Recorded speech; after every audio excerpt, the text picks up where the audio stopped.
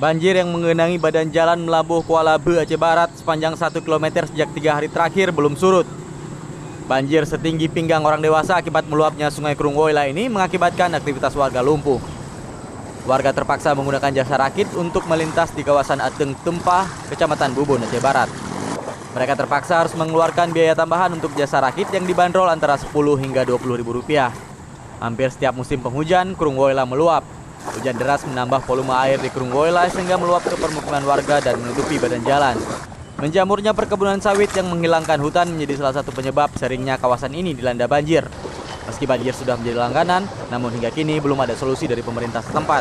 Padahal jalan ini merupakan jalan utama penghubung Kabupaten Aceh Barat dengan 3 kecamatan yakni Woyla, Woyla Barat, dan Woyla Timur.